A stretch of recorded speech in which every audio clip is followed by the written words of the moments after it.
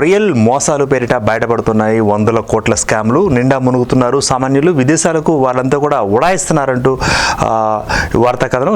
విదేశాలకు కొంతమంది మరికొంతమంది అజ్ఞాత ప్రాంతాలలో గుప్తంగా ఉంటూ వారు ఉంటున్న విషయాలను ఎవరు తెలియకుండా ఉంచుకుంటూ అక్కడి నుంచే వ్యాపార లావాదేవీలను కూడా మరి సరి చేసుకోవడం కూడా చేస్తున్నారు. దీనికి సంబంధించిన వార్తా కథనం ఇది.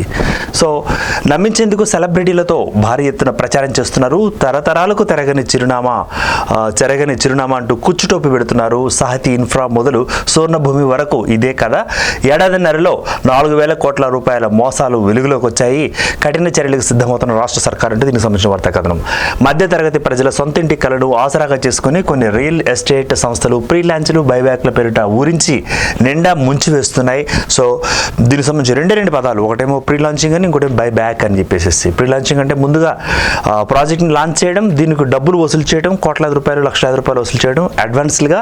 ఆ తర్వాత మళ్ళీ మీ దగ్గర నుంచి మేము కొంటాం 10 ఏళ్ల తర్వాత 5 ఏళ్ల తర్వాత అంటూ కూడా రియల్ మోసాలకి తెరతీస్తున్నారు. రియల్గా జరుగుతున్న వ్యవహారం ఇది.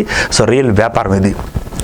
సో అరచేతిలో వైకుంఠం చూపిస్తూ అందిన కాడికల్లా కొల్లగొడుతున్నాయి. తమ పెద్ద కంపెనీలు అంటూ సినిమా స్టార్లతో సెలబ్రిటీలతో భారీగా ప్రచారం చేసుకుంటున్నాయి. చేతికి డబ్బులు అందగానే బోర్డులు తిప్పివేస్తున్నాయి.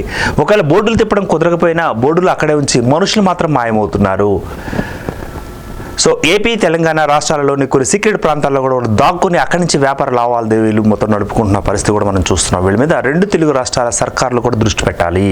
ఇక్కడి నుంచి అక్కడికి, అక్కడి నుంచి ఇక్కడికి జంపింగ్ జిలానీలుగా మారుతున్నారు రియల్ మోసం చేసే ఎస్టేట్ ఓనర్స్, రియల్ బిజినెస్ చేసేవాళ్ళు.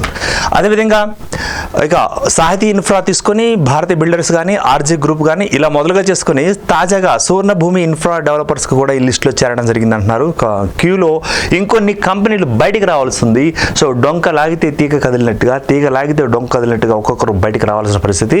వీరందరినీ కూడా బాధితులే బయటకు తీసుకురావాలి. ఎవరైతే నిండా మునుగామో అనుకుంటున్నామో కోట్లాది రూపాయలు పెట్టుబడులు పెట్టి ఆ కోట్లు మళ్ళీ తిరిగి లాక్కోలేక పీక్కోలేక సో వారి కాళ్ళ వేళ పడుతూ వారిని బ్రతిమలాడుతూ మరి ఎప్పుడొస్తారో అని చూస్తూ ఊర్లోకి వెళ్ళి ఎక్కడెక్కడ ఉండి అజ్ఞాతం నుంచి ఫోన్లు కూడా చేస్తున్న పరిస్థితి మనం చూస్తున్నాం. మొత్తానికి ఇదంతా రియల్ మోసం జరుగుతోంది.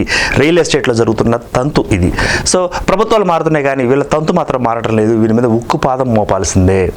సొంత ఇంటి కళ అని సొంత ఇంటి కోసం ఎవరైనా పెట్టుబడిని దాచిపెట్టుకుంటూ ఉంటారు. ఇల్లు పిల్లల పెళ్లి కానీ లేకపోతే రిటైర్మెంట్ ఫండ్ కానీ ఏదైనా సరే అమ్మి కూడా కొన్ని పెట్టుబడులు పెడుతుంటారు. వీళ్ళందరూ కూడా చేతులు ఎత్తేసే ప్రమాదం ఉంది. సో వీళ్ళందరూ కూడా మరో రకంగా చూస్తే ఆర్థికంగా ఎక్స్‌ప్లాయిట్‌కి గురవుతున్నారు. వీళ్ళందరి మీద పూర్తి చర్యలు తీసుకుంటే, రియల్ ఎస్టేట్ ఓనర్స్ మీద తీసుకుంటే ప్రతి రియల్ ఎస్టేట్కి నిబంధనలు ఉన్నాయా, మరి దాని ప్రకారమే వాళ్ళు ఆ యొక్క సంస్థల్లో ఉన్నారా, ఆ సంస్థలు ఎక్కడున్నాయి, హెడ్ ఆఫీస్ ఎక్కడుంది, అమ్ముతా ఉన్న ప్లాట్లు ఎక్కడున్నాయి, ఈ డేటా మొత్తం తెలుసుకోవాల్సిన పరిస్థితి ఉంటుంది. సో ఇది ఉన్నట్టుండి ఏళ్ల తరబడి తమ నడుమునే ఉంటూ నమ్మించి డబ్బులు కట్టించుకొని ఉన్నట్టుండి బిచారణ ఎత్తేస్తున్నంత బాధితులంతా కూడా లబోదిబో ఉంటున్నారు. హైదరాబాద్ కానీ లేకపోతే విజయవాడ కానీ లేకపోతే విశాఖపట్నం కానీ లేకపోతే తిరుపతి కానీ ప్రధాన ప్రాంతాలుగా చేసుకొని ఈ ప్రాంతాలలో ఏళ్ల కొద్దీ అక్కడే ఉంటున్నట్లుగా నమ్మించి అప్పుడు వాళ్ళు భాగవతానికి తెరతీస్తున్నారు. కోట్లాది రూపాయలు మొత్తానికి సంపాదించుకొని జోబులు వేసుకొని బిచారణ ఎత్తేస్తున్నారు. ప్లాట్లు అక్కడే ఉంటాయి కానీ మనుషులు మాత్రం ఉండరు. ఓనర్లు మాత్రం పరారు. కొంతమంది మన రాష్ట్రంలోనే కొన్ని అజ్ఞాత ప్రాంతాల్లో ఉంటే మరికొంతమంది మాత్రం విదేశాలకు చెక్కేస్తున్నారు హ్యాపీగా. ఇది జరుగుతోంది. సో న్యాయం కోసం పోలీస్ స్టేషన్ల చుట్టూ వాళ్ళంతా తిరుగుతున్నారు, కేసులు పెడతామని అంటున్నారు, పెడుతూ అలసిపోతున్నారు. కానీ 100 కోట్లు వసూలు చేసిన నిందితులేమో కుటుంబాలతో సహా విదేశాలకు పారిపోవడం జరుగుతోంది, లేదా అజ్ఞాతవాసంలో ఉండిపోవడం జరుగుతుంది. నేను పలానా డేట్న వస్తాను, అప్పుడు వచ్చి సెటిల్మెంట్ చేస్తాను, అప్పటిదాకా సర్దుకోండి అంటూ కూడా ఉద్యోగులకు కూడా. ఇక రియల్ ఎస్టేట్కి సంబంధించి మనం అనుకున్నాం, రియల్ ఎస్టేట్లో పనిచేసిన ఉద్యోగులు ఏం కావాలి, వాళ్ళు ఎన్ని కుటుంబాలు ఉన్నాయి, అవన్నీ వీధులు పడుతున్నాయి. డబ్బులు ఇచ్చిన వాళ్ళు ఉద్యోగులను పట్టుకుంటున్నారు. సో ఇది విషయం. మొత్తం దీని మీద 100 కోట్లు వసూలు చేసి నిందితులేమో కుటుంబాలతో విదేశాల్లో పారిపోతున్నారు.